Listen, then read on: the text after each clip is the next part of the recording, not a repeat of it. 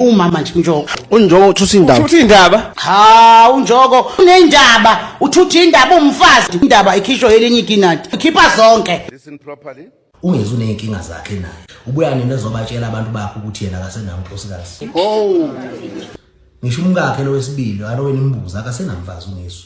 Abafazi bakhe bahamba ngenxa ukuthi yena into ayihlalele uhlalela ukukhuluma indaba zabantu.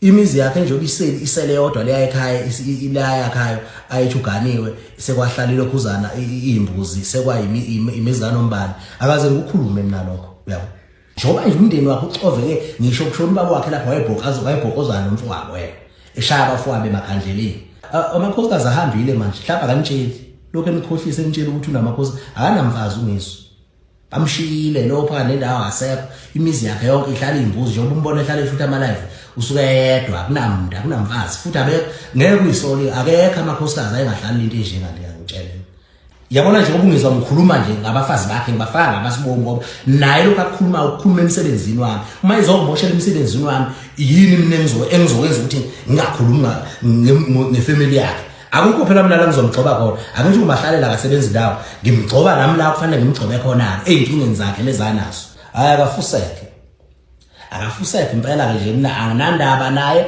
futhi ayikho into engidiyako yabona nje mawukuthi yena